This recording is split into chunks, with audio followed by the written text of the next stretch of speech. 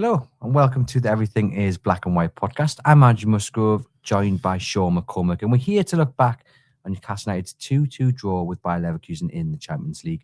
Night of different emotions as Newcastle went from a poor first half performance, looking a little bit lethargic and lacking that creative spark to getting back into the game, taking the lead and looking like the Newcastle United team that we all love to see before falling back into their ways of late and conceding at the death. We had goals from Anthony Gordon and Lewis Miley, and there were plenty of positives too.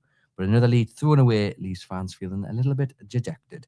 We're going to address all the key points, but before we do, a huge thanks to fpro.com, the football training app, which you can easily set up in your living room or kitchen and help take your kids' skills to the next level using a special app. Training drills designed by UEFA coaches help improve all aspects of your game, whilst also making it fun and motivational too. You can get up to 60% off by heading to fpro.com/EIBW20 or taking that discount code EIBW20 and going to fpro.com. Sean, welcome back. You well?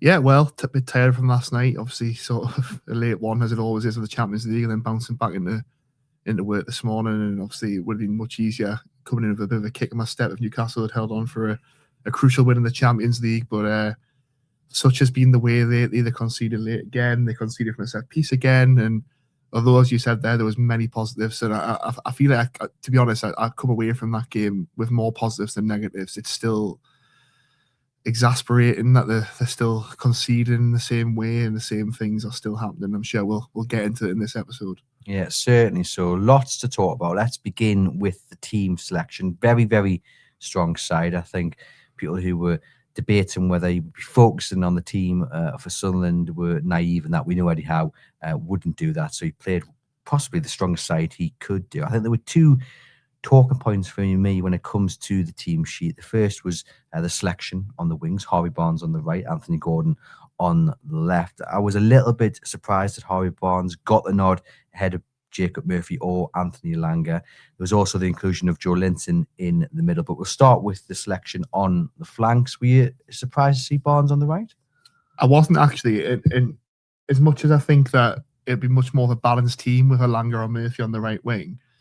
I think most Newcastle fans looked at that team selection last night and thought that was the strongest team at the time that you had available. Now, there could be some caveats to that because of the performances last night, which we'll get into, of course, but I think the selection that he made against Burnley, and we alluded to this last week in the podcast, that of the three games coming up, it was the Burnley game he could afford to make changes for, and that was how it transpired. If you look at the team that he picked in that Burnley game, I always felt he was going to go strong last night. Obviously, we know that it's worth 1.8 million for every league win in the Champions League for Newcastle, and that's the equivalent pretty much of each sort of Premier League placement payment that they get at the end of the season in terms of the merit payments. So they were always going to go strong for that. They knew that a win last night would have put them in a strong position to qualify the top 8 of the Champions League. Of course, when they were winning 2-1 in the live table, they were 6th, which would have meant they were going into that top 8 with 2 games to go. So I always felt they were going to go strong for that game. And we know, obviously, the importance of Sunday. Sunday is absolutely huge for the fans, for the region. They're always going to go strong on that one. So I felt that it was sort of the team you picked last night was almost like a dress rehearsal for the team you'll pick on Sunday. Now, there could be changes in that, in the fact that he could feel that it's more balanced to bring in Jacob Murphy on the right wing or Anthony Elanga. I think it'd be more Murphy, to be honest, that'll get the nod, given he hasn't played the last couple of games. Or so he hasn't started the last couple of games. And I think Lewis Miley played his way into the team last night, regardless of Joe Linton's injury. I thought it was a big game for Joe Linton last night. I feel like those big away games in the Champions League and in the Southern games suits his style of play and his physicality. But I think, to be honest, this season he's left a lot to be desired so far. And last night was another one of those performances. And obviously, he had a bit of a sort of frustrated exchange with Eddie Howe when he came off the pitch, and how sort of informed him it was his decision. He wasn't going to take any chances. And as it's transpired, the groin injury is going to be assessed ahead of Sunday, but there's a good chance he misses that game. But I do think that Miley's performance when he come on, I thought he was inspired. I thought he looked really good physically. He scored the goal that put Newcastle ahead, and the way he took that goal, actually, I thought was quite positive. The fact that he's still a young player, but there was nobody else getting to that header than him last night. And I thought his overall display deserved that goal. And actually, if you look at his last couple of starts, he's been really good. The Everton game, he created a goal. He scored a goal. I thought he did well when he came off the bench on Saturday. He did well off the bench at right back against Marseille. So actually, and obviously, the fact he's a local lad as well, he knows exactly what this game means on Sunday. I think he's played himself into the team. So, to be honest, I think that might be the only change. Perhaps he brings in a Murphy or an Elanga for a bit more balance on the right wing. But I think he had to sort of shoehorn them both in last night. If you look, Harvey Barnes was given a rest on Saturday, but his performances prior to that in the 4 games it's been since the November international break, where he scored a number of goals, it would be very harsh to leave him out of the team. But actually, Anthony Gordon's performances against Burnley and off the bench against Tottenham, I don't think you can leave him out of the team either. And as much as he's frustrated people at times, I think we're starting to see glimpses of the Anthony Gordon that we all know and love. I thought last night, in the second half particularly, he was absolutely electric. He was beating his man. He was getting crosses in. He scored the penalty, and he's become a really adept penalty taker. If you look at the way he's taken those penalties in the last few games, they haven't been sort of, he scored, but it's because the keeper has went the wrong way. He's absolutely buried them. I think he's become really adept at that, and there's no debate anymore that he's the number 1 penalty taker. So yeah, there was positive signs, and I think, as we've said there, I think there won't be many changes to the team that started last night to the team that starts on Sunday. But I think Lewis Miley's the one that's really stated claim to get that start at the Stadium of Light. 42% of Newcastle's play came down the right, and Barnes was very tidy with what he had to do. 32 out of 33 passes completed, 47 touches, tried to get 4 crosses into the box, none came off. On Joe Linton, I actually disagree with you. I didn't think yesterday's game was the right game for him. I think looking at his form, as you've mentioned, he hasn't really been the big Joe we've come to love it. I know, and I just felt in an arena where you're probably going to have the majority of possession. It turned out actually it was nearly very even, but it wasn't a big gap. It's not like Leverkusen had 60% of possession. That's when Joe Linton is at his best, because he's chasing down the opposition. In a game like this where you need to be a bit more technical, I felt it was actually probably set up for Lewis Miley, and we saw how Miley came off the bench and things changed instantly. Obviously, gets to the goal, but he just looks a bit more tidy, a bit more comfortable on the ball. And I think going into Sunday, the midfield will certainly be Bruno and Miley, and then probably Tonali. But we have to talk about Tonali, because I felt Wednesday night he had a really, really poor game. And in recent weeks, whether it's fitness, whether it's mental fatigue, whatever the issue is, there's something just not quite right with him. And he was arguably at fault for both goals. Now, people might say the first goal, it's just kind of football. You're going to have that kind of wrestle with the opposition player in the box. And unfortunately, in this instance, he's just not managed to win that battle, and the ball ends up going in off Bruno. Okay, I can kind of accept that, but I think you can count on 2 hands how many times Tonali's kind of switched off around the box he's meant to be defending, both this season and last season. But certainly the second goal, he had a big error in that as well.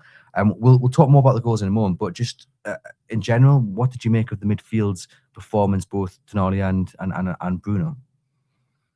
Well, I think first of all, they're still Newcastle's 2 most dependable players, and I think you're right. Tonali probably was a fault for the second goal, certainly. I think, but I also think that dummy is a really good piece of skill from Alejandro Grimaldo, who I thought was brilliant on the night. I actually looked at him, thought the way. Sorry, I've just moved the table. There's some. There's an outtake. There's an outtake for you. Sean's almost ripped the table off the hinges. That's more calamitous than anything Sandro Tonali did last night, Andrew. But I don't think you've had that in the studio before. But anyway, getting back to Sandro Tonali, and I'll try not to put too much of my body weight on the table. Yeah, I thought he could have done better for that goal. But I do think it was a good piece of skill from Grimaldo. And as I was saying before, I almost ripped the studio apart. I was looking at the way that he was coming in field and sort of had a free roll at left wing back, and I actually thought he would suit the way Man City play really well. I thought he was absolutely brilliant on the night. But yeah, I think Tonali could have done better there. I think overall, I think what you see with Newcastle is when Tonali's not quite on song, Newcastle aren't quite on song. He's almost like the conductor of the orchestra. But I also think that we've almost come to expect so much from Tonali that if he is slightly under par, you do notice it a lot. In the same way as that when he's so good consistently, we don't necessarily talk about it as much because it's what you come to expect. So if you do see a slight drop off, then I think it is a bit more noticeable. Same with Bruno as well. But then again, I wrote a piece on Sunday, how many times Bruno this season has sort of stood up to be counted when Newcastle needed them most, and actually become the talisman that Eddie Howe doesn't necessarily want from not a defensive midfielder, but a midfielder who shouldn't be really the man who's coming up with the goals, and he has done on so many occasions this season. And we're right to pick fault. No one's above fault, but I also think those two players are so important to Newcastle that you can get carried away, I think, too much with sort of trying to pick fault. And actually, I think the first goal, it's a corner that I think should be dealt with. And actually, the way the ball goes in, I think Aaron Ramsdale can do a lot better.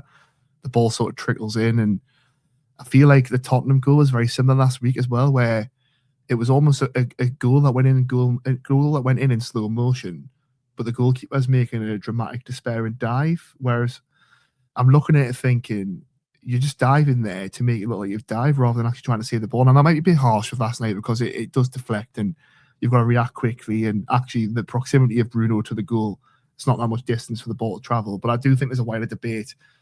And I know I'm answering a completely different sort of question to what you were asking here, Andrew, but I've gone off on a tangent. I think there's a wider debate about the goalkeeping situation as well, because Nick Pope started the season really well and obviously started making mistakes. And I think because you had a goalkeeper of Aaron Ramsdale standing and caliber and experience, and he's played for Arsenal in the Champions League, he's played for England on a couple of occasions, there was always that question mark of, well, let's see what Ramsdale can do because Nick Pope's making these mistakes, and it actually was costing them, because if you look at the mistakes Nick Pope made, it was in 3 successive away games when Newcastle 1-0 up. But when Ramsdale's come in, I don't think he's necessarily grabbed the jersey either. I think there was one occasion on Saturday against Burnley where he's tried to punch the ball out from a corner and it hit his own crossbar. I think he's looked erratic at times, and I do think it was telling last week in the press conference when Eddie Howe was talking about a glut of players who he thought would be ready to come back around the Christmas time. But Nick Pope was the one player who he thought that could actually exceed that sort of time scale. Now, again, last night, he's come out and said that Nick's the one that's closest to being fit and available. Now, we won't hear from Eddie Howe now between now and the derby, so we won't have a sort of updated time scale on the record from the club about where Nick Pope's fitness is at. But if Nick Pope is fit to play on Sunday, that could be a real sort of big one to watch in terms of the decision he makes there, because obviously Pope's come under criticism so far this season, but I've always had the impression that Eddie Howe still regarded him as number one goalkeeper. And obviously when Ramsdale came to the team at Everton, it was down to an injury from Nick Pope.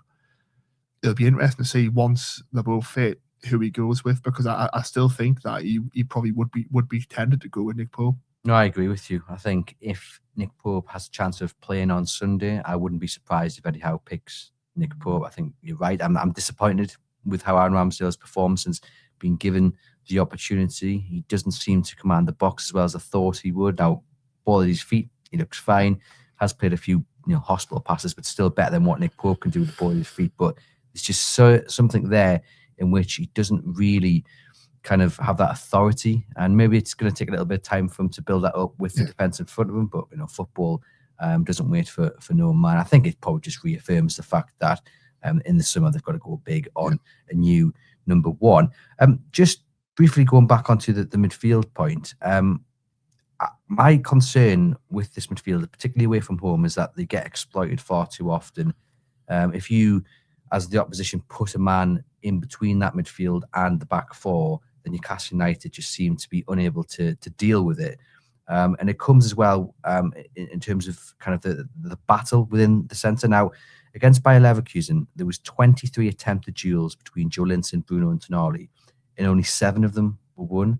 Now, in many games, the midfield area is the key battle. You win that, you're probably going to win the game. If you lose it, you're probably going to lose the game.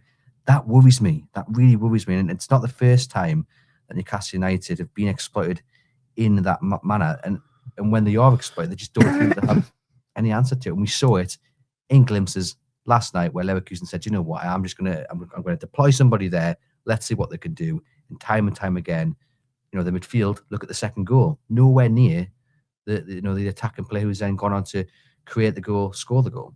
Yeah, and I think we sort of go to 2 extremes, I think, with this, because when Newcastle's midfield is on song, I don't think anyone would argue that physically they are probably the best midfield trio in the league. The problem being is that this season, certainly, we haven't seen it consistently from all three of them. You might see one of them play well in patches or two of them play well in patches. And I think that's where largely actually Joe Linton's the one that's let them down in terms of the three consistently this season. But actually there's been a couple of games where the criticism's built up and then he's put in that performance. I think that was one of the games last night where he had to really show it and he didn't. And I think there has to be some sort of change up to it and actually allow the sort of thought process that it's not an unshakable midfield three, and maybe it does need a Mighty to come in or a Joe Willock who's played really well when he started recently. I think Ramsey's still finding his feet as well, so I wouldn't necessarily be comfortable throwing him in for a game of such a magnitude on Sunday. I thought what was interesting last night as well, which probably didn't help the midfield, and it was something Newcastle didn't get the grips with in the first half, and we've both been massive sort of champions of how good Malik Chow's been, but I actually thought Patrick Schick gave him the real run around in the first half last night.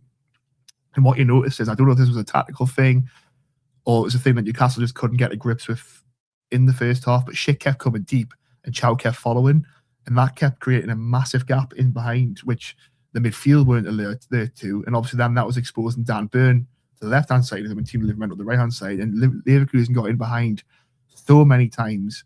And obviously then Malik Chow brought down Patrick Schick on the edge of the box and could quite easily have been sent off. Luckily, in my opinion, he got a yellow card, and thankfully for Newcastle's sake, he got a yellow card and didn't go out to 10 men. It wasn't a penalty, it was outside the box. The free kick was poor, they got away with it. But I do think that was sort of we talk about game management, it's something I guess leveled at this Newcastle team quite a bit this season. I actually thought that was an instance in the first half where they struggled to manage the game. The second half was much improved, but Patrick Schick came off an injury, and I don't think the replacement caused Chow anywhere near as many problems. He was much more settled then the midfield was much more settled. And Newcastle started to enjoy the control they had in the game. I think another thing with the midfield, and it goes back to the entire team, to be honest, was something you touched on at the start, Andrew, was the fact that when they have the ball, they struggle to break teams down. It was the same old story in the first half. They had so much of possession, couldn't really penetrate Leverkusen. And Leverkusen actually looked like what Newcastle built their success on to begin with, anyhow, where they were waiting and setting the traps. And then as soon as they got the ball, they were punishing Newcastle on the break. And actually, that's what made Newcastle so exciting. Now, I understand as they become a top team, they need to evolve into a team who is used to playing with plenty of the ball against the teams who are going to set up in a lower block, like Burnley did on Saturday, and Newcastle struggled to break that down as well, like Leverkusen did last night. And like Sunderland will do at the weekend, we know fine well Sunderland are going to line up in a 5-4-1 formation.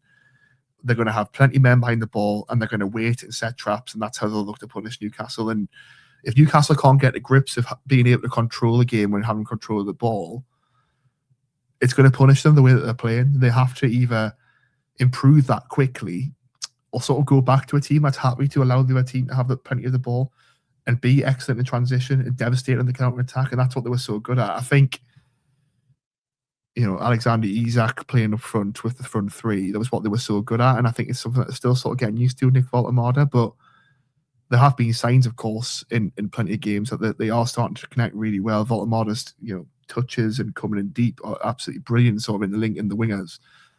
But I also think there's times as well where he can actually, instead of just laying it off, why don't you turn and have a little run at goal and have a shot?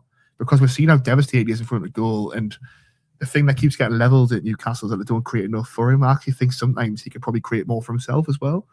That's not criticising Nick Voltemade anyway. I think he's been absolutely brilliant. And I think, we're still sort of 3 months into this evolution of the new way of Newcastle being able to play with Nick Voltemade. And you're seeing signs that it's going to work long term, but there's still some teething issues there. But I do think there's some, to coin the phrase of David Hobson last week, some self-care that Newcastle can actually apply to their football. And I'd like to see some of it on Sunday, because this sounds like it's been really negative. As I said at the start of the podcast, I thought there was some really positive things to come out last night. And actually, when you talk about the game management there, the first half, they really struggled. The second half, they got the grips of it much more, and they created more, and they looked like the better team. And actually, if Anthony Gordon on Jacob Murphy's shots are a couple of inches inside the post rather than hitting the post, this is a much more positive outlook we're having today on this discussion going into the derby. And there are fine margins. It's just Newcastle need to start getting on the right side of them more often. You mentioned there how Leverkusen were kind of just cutting up Newcastle. I mean, they were part of that first half. You were thinking, goodness me, this could get a little bit embarrassing. It was long balls over the top. It was balls through the middle. Newcastle just did not have the answer. What whatsoever. And I did feel large parts of that first half that this game was going to get away from Newcastle United. So they go into the interval, and Anthony Gordon said after the game that Eddie Howe, really give them something to think about at half time. Eddie Howe said in his post-match press conference that he wasn't happy at all, and he let the players know that, because the bottom line is, Sean, what we saw on Wednesday in that first half, it wasn't good enough, was it? No, but then the response was. So I think that's the problem with Newcastle. We're talking about inconsistency of results. There's inconsistency of performances as well. I don't think, barring maybe the Everton game, I don't think, and possibly Man City at home actually as well, that was a good win. I don't think they've actually pieced together a very good performance over 90 minutes. There's so many times where I come out of a game and I talk about certain players have done well, or they were good for a certain period of the game, and then they might have imploded and gave away the goal, or it's stoppage time in the last few weeks they've conceded right towards the end. Anthony Gordon came out of the game and said it's a mentality thing and they've got to improve that quickly. But it's happening too often to like it's becoming a concern because it's happening too often. It may be a mentality thing, but this is a Newcastle team who prided themselves on their mentality going into this season. So something's changed within that where they've got to sort of slowly rebuild their confidence from that. Now, I'd like to think Newcastle go into this game on Sunday and take confidence from the fact that their last Premier League away game at Everton, they did piece it all together. And, they got an early goal. That's the template to follow in terms of the performance that they need to put in. The problem is that since then, every time you think that they're going to build on it, Tottenham, they were 2-1 up, they gave away a goal in the last minute. Burnley, they won, but it almost felt worse than the Spurs game because they were 2-0 up against 10 men, comfortable for 90 minutes, conceding the 93rd minute and almost conceding the 96th minute, and you're going away thinking, how on earth did that just happen? And actually, they were very lucky not to come away from that game, with a draw.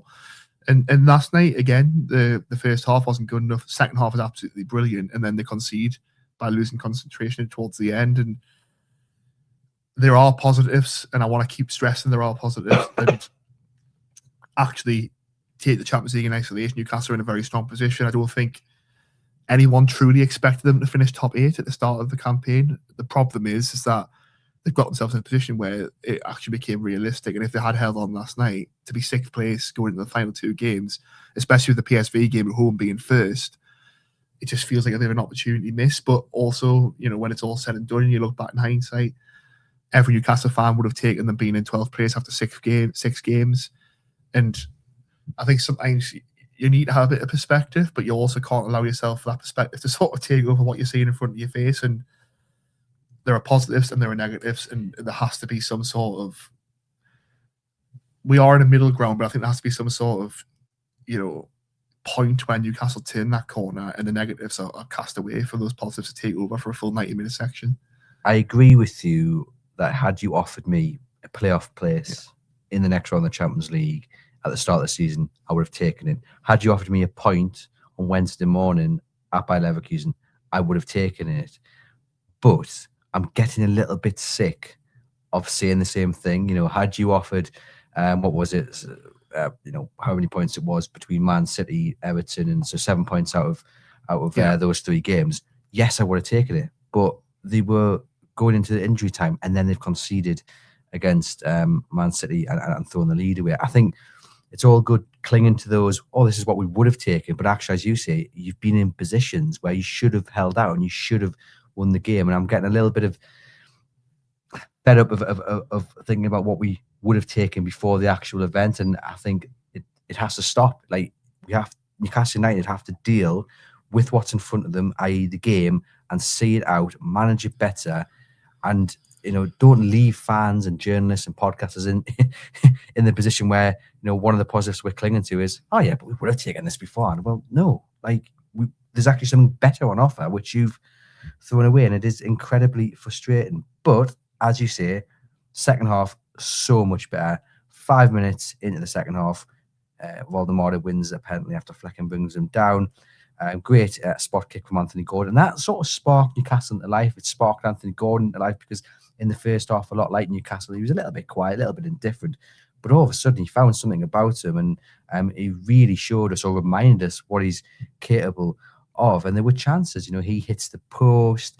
and then obviously he puts the ball into the box for Lewis Miley to get the header, which was a tremendous header, as you said. But they were quick, they were threatening, and they were like the Newcastle United of old, really.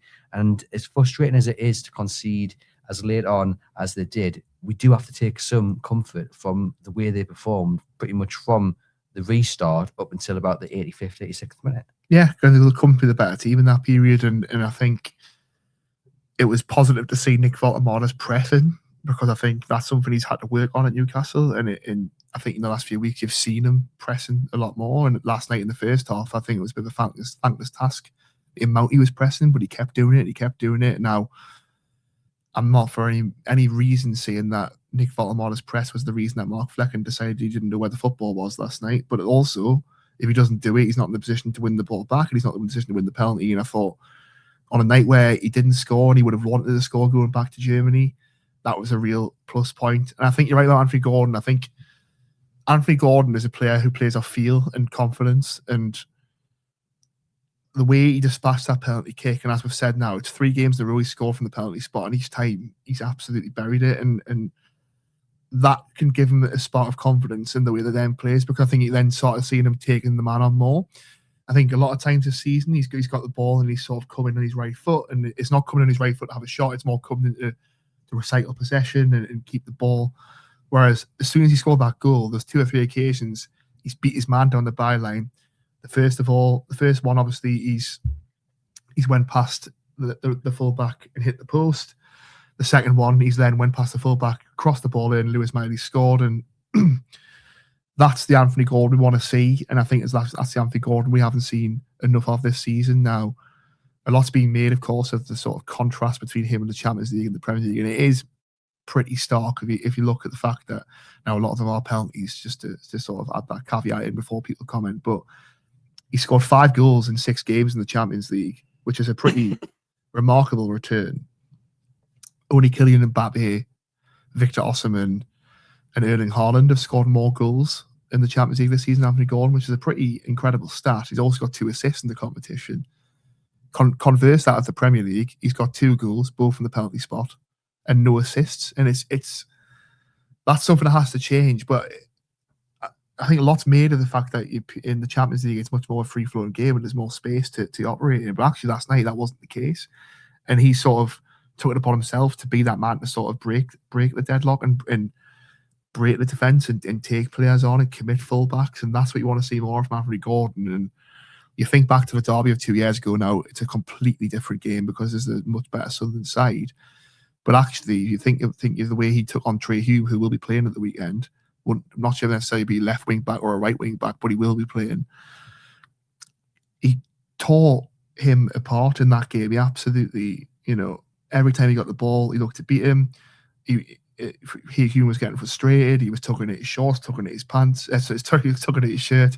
And that's the Gordon that, that season, of course, was when he was reading his pomp. He got double figures goals and assists in the Premier League, which is a really rare thing for any Premier League winger to do. I think Eddie Howe will look at the 2 records and be just as exasperated as every other Newcastle fan and think, why is that not happening in the Premier League? But I do think the signs it's going to. He hit the post against Burnley. He's hit the post last night. He's looking more dangerous in front of goal. He's creating openings for himself. He's creating openings for other people. And I think that's a real positive to take into it. The fact that he looks like he's slowly creeping towards what we expect of the best of Anthony Gordon. Yeah, certainly so. I think the other thing that Eddie Howe will be incredibly frustrated at and probably doesn't have the answer to is why they can't perform as well in the opening half an hour of games as they did in the opening half an hour of that second half, where they were absolutely superb. Because after Lewis Miley's goal, you've got Murphy hitting the post, you've got Flecker making a great save from Malik Chow. All fine margins. One of them goes in, the game's over, and we're celebrating a victory and going into Sunday with a bounce in our step.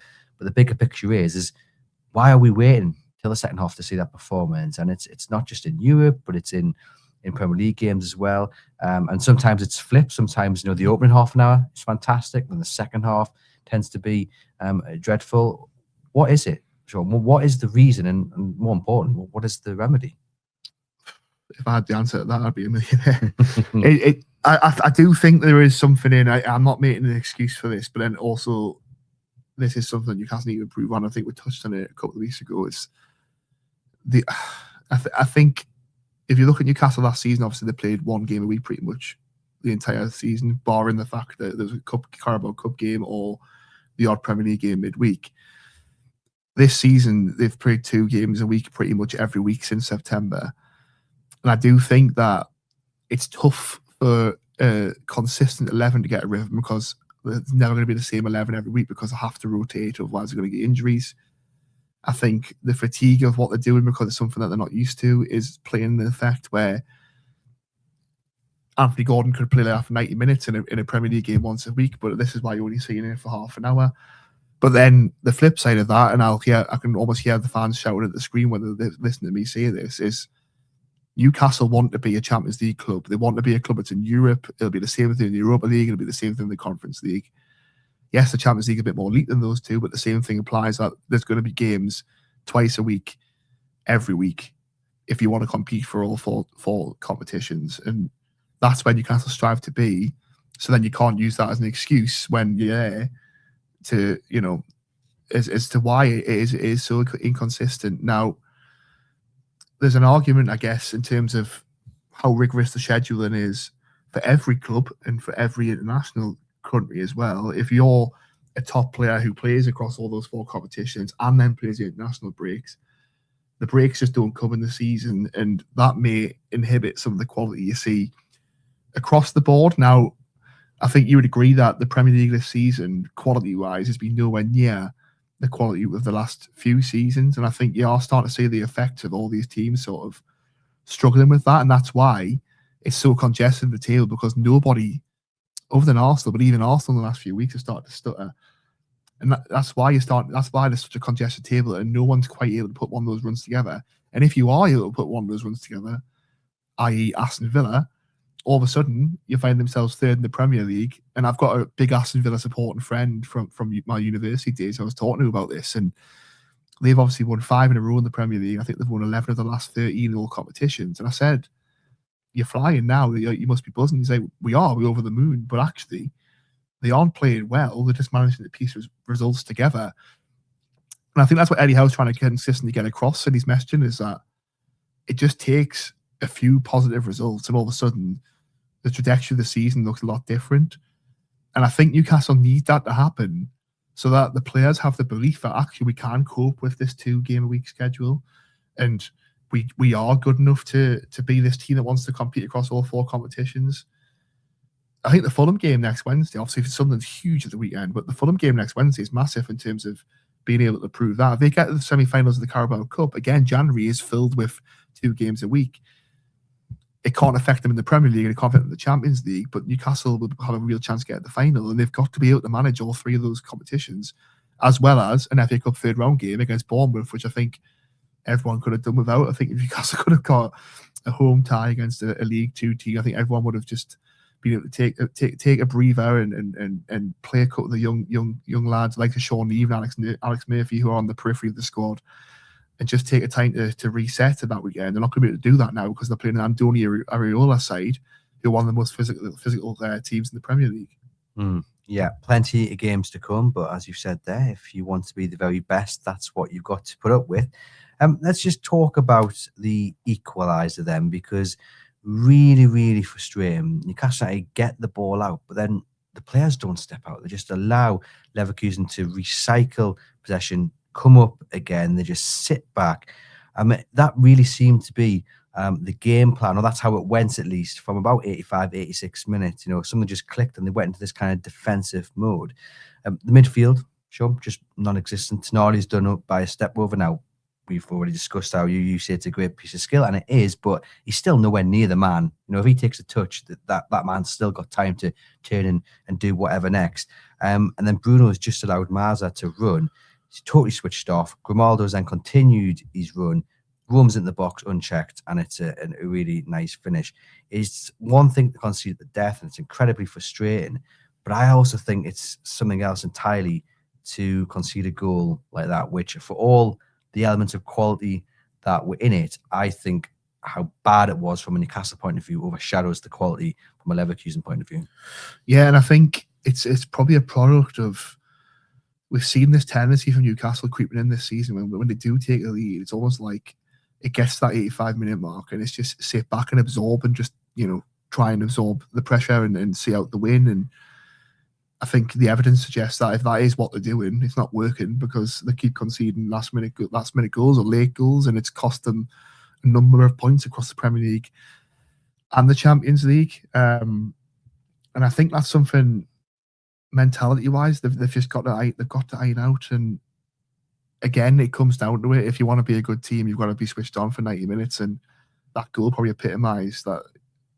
It just takes one lapse of concentration and the game can completely flip on its head. And as you say, there was a number of players who could have done better in that situation, and that's the frustrating thing, I think, because it's not the first time it's happened. And it's interesting because I think Eddie Howe said after the game that because he obviously quite clearly one of the big talking points was, it's happened again, you've conceded a late goal, is it a mindset thing, what do you need to do to change? And Howe came out and said that he feels that the timing of the goals is irrelevant, and it's more, how do you stop the goal from happening, and how do they sort of make sure that doesn't happen again, in terms of recognizing the mistake and working on the training ground. I think that, and I think you're probably going to jump in and say the same thing here, timing is absolutely relevant in that sense, because it's happening too many times for it to be a coincidence. And is it a case of Newcastle inviting the pressure on themselves? Is it a case of when they invite that pressure on themselves, they haven't got the mindset anymore to cope with it? Is it the wrong thing to invite pressure on themselves against teams who can hurt you of that quality?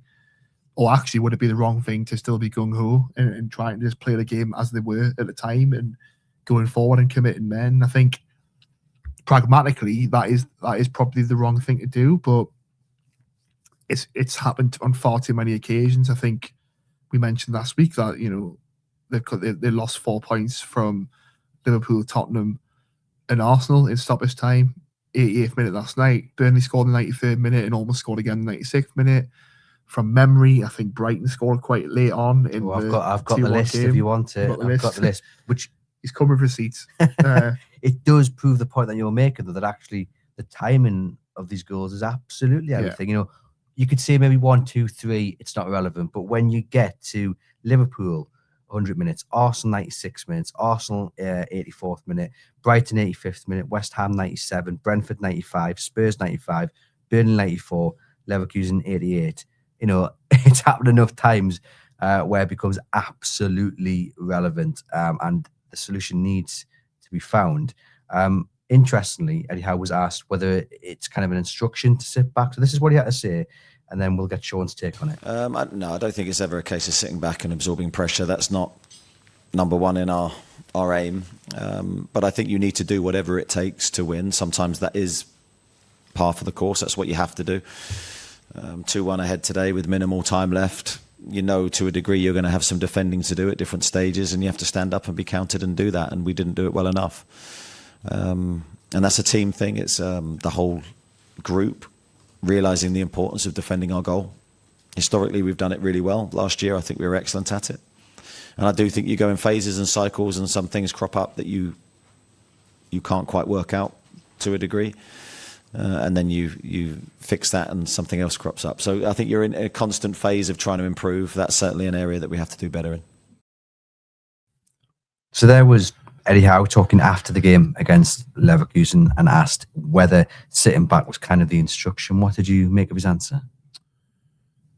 I think he's right in the sense that naturally when you have got a lead, you sort of do go into protection mode now and again. But I also think that they're just not, as he said there, they're just not defending it well. And that's the main problem and worry for me. And that's either a mindset thing or a lack of belief in what they're doing. And there's too many sort of individual errors. And as Eddie Howe said there, collectively, defensively, in those situations, they've been able to manage games out so many times before this season. It's happened too many times now where I actually think it's set in the other way of the need to sort of do it on a couple of occasions to get that belief. And until they do, I feel like it's almost going to keep happening, because I don't necessarily. It's one of those situations you can't teach that in the training field. You can teach them to be defensively solid and defend as a unit, and they'll have patterns of play drilled down to the absolute letter. But you can't replicate on a Thursday morning the feeling of being 2-1 up in a huge Champions League game with 5 minutes to go, and how your emotions sort of play into that. I feel like that's something you get from learned experience, and because Newcastle haven't done it now for so long, I almost feel like for example, on Sunday, say if they're 2-1 up with 5 minutes to go, if they can get through that in the pressure cooker environment of being at the Stadium of Light against your biggest rivals, that's going to be a huge thing mentally for them to sort of get over that hurdle. It almost feels like they need to do that before it happens. I think if they got through last night, because inevitably Leverkusen would have had the pressure on last night, as they started to do, and if they had held on last night going into Sunday, I think me and you would almost be discussing how positive it was that actually they didn't concede in stoppage time. And it was similar to the other week against Everton when they were 1-0 up and they were 2-0 up, and you were thinking, right, Brentford 1-0 up, West Ham 1-0 up, Marseille 1-0 up, lost all of those games. Individual errors crept into it, and actually they needed to just get that win to get the monkey off the back. And now they've got the monkey off the back in the away record. It's almost the same thing where it needs to. I mean, in an ideal world, Newcastle are comfortable on Sunday and don't need to do it. But it would be nice, I think, if they were 1-0 ahead or 2-1 ahead and needing to protect something on Sunday and they get through it. I think that's going to be so huge psychologically for them going forward.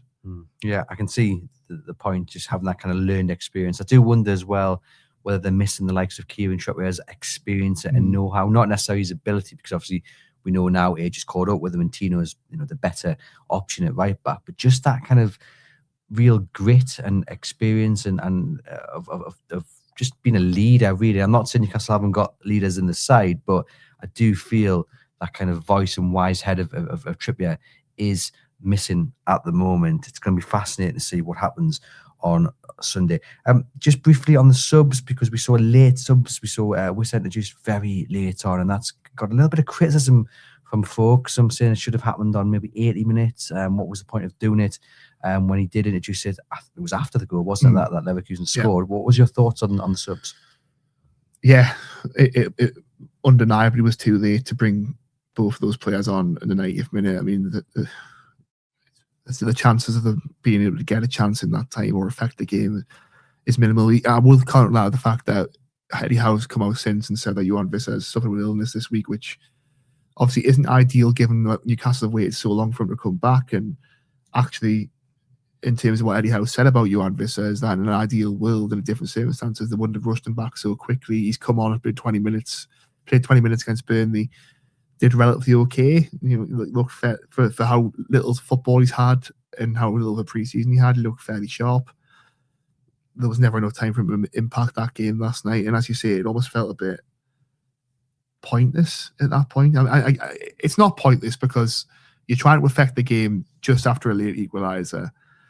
And at 2-1 up, is it a substitution you would necessarily make? I'm not so sure, because I think that there's almost an argument that it could affect the structure of the team. If it was 1-1 and you were chasing the game, I've got no doubt he probably would have brought Johan Wissa on with 20 minutes to go and sort of trying to get a different sort of effect up front in that sense. So I wouldn't criticise it too much, but as you say, with 90 minutes on the clock, it's one of those where unless the ball falls to him from a set piece, what's he really going to be able to affect in the game? Not much. Yep, and that was that 2-2 against Bayer Leverkusen. But as we've mentioned, they are positives. Newcastle United, one more win in the Champions League, and they should at least qualify for the playoffs. You've also, as we've mentioned, got the number of chances they created in such fine margins. One of those goes in. It's a totally different podcast, and that's the perspective that we need, isn't it? They played well for a large part of that game, didn't quite come off, but it's not the doom and gloom that some are projecting. No, and it's hard in the emotion of it, isn't it, and the frustrating way the game played out to have that perspective. If we try to bring it in at certain points this podcast, and then the sort of frustration then pulls back over. But I think any point away from home isn't to be sniffed at. Leverkusen are a strong team. The fourth in the Bundesliga. They're very difficult to beat. They obviously went to Man City 2 weeks ago and won 2-0. So it's not like Newcastle have just drawn against a bunch of mugs. They haven't. Leverkusen are a good team. I don't think they're quite the team they were under Xabi Alonso. I think that's pretty obvious to see. They've lost a lot of good players and they're sort of in a bit of a rebuilding phase themselves, but they were well organised. They were hard to break down. They were at home. So on the face of it, decent point. Obviously, the circumstances, it's a bit disappointing, but positives to take. Anthony Gordon's performance, brilliant. Second half. Lewis Miley off the bench, brilliant. Second half. And there were others on the night who did really well. And it's just piecing it together for that whole 90 minutes. I think there's no better time than Sunday to do it. Obviously, there's a lot of other factors coming to play in a derby game where it may make it difficult to sort of piece together that perfect performance over 90 minutes. But there are positives, I think, that if you want to be a glass half full going into that game, then there's every reason. You've seen every reason from that display last night that they're more than capable of going to Sunderland and getting a win. Whether they do it is a different matter. But there's reasons to be positive. And I think, obviously, if they do go to Sunderland and they do get a win, that flips the sort of narrative completely of how positive December's been. Because if you actually look at the results, and again, it's one of those where you want to concentrate the here and now and the circumstances in which they drop points against Tottenham and drop points last night. They are frustrating, but actually the results on a whole have been really good. And I think it's naive to expect any team with the demands of playing twice a week across so many different competitions and having to keep players happy and keep players sort of in a rhythm and keep the team in a rhythm that they're not going to win every game across that period. But if they win most of them and leave themselves in a good position, that's something to be positive about. But I do think a lot of that hinges on Sunday, the emotion of that game. If they win the game, it's a hugely positive thing going into a cup quarter final and a home game against Chelsea. If they lose that game off the back of the frustrating way they've dropped points against Tottenham and dropped points against Leverkusen, then the doom and gloom really takes over. I think a lot is riding on Sunday's performance, and it's a first derby game for almost 10 years in the Premier League. Obviously, they had that derby game in the FA Cup a couple of years ago, but it's a completely different kettle of fish this time around, and I just think so much is riding on it. And you don't want to sound like one of those people who sort of the whole season depends on 2 games versus something. That's not what I'm saying at all. But actually, circumstantially going into the game, if they win, they move above Sunderland, which is pretty mental to think of that as a positive thing. But actually, the way Sunderland have started the season, the aggressive way they've recruited players in the summer, that would be a good thing, I think, in terms of how Newcastle season's unfolded so far and how Sunderland's season has unfolded so far. So yeah, a lot riding on Sunday, and I think if the pressure was already on going into that game, it's now on tenfold in terms of the circumstances going away. But I think that could make for an even bigger spectacle at the Stadium right on Sunday. But plenty of positives to take from Newcastle United's 2-2 draw against Leverkusen over in Germany. Thanks to Sean for popping on and providing his view into that draw in the Champions League. Plenty of content coming your way to preview the big game on Sunday. We've got Sean and Matty Hewitt and Lee Ryder previewing the game from the Strawberries. Watch out for that episode coming up. We'll also have the view from the opposition, as well as a bit of a trivia build up to it on Sunday with Mark with us. Oh, and Gibbo as well. Don't forget John Gibson tonight. His episode will be out and he delivers his customary team talk, which he always does for the big games. So watch out for that. Enjoy what's coming up. And here's the 3 points on Sunday, but you'll see me plenty of times beforehand anyway. But until then, we'll catch you guys very soon.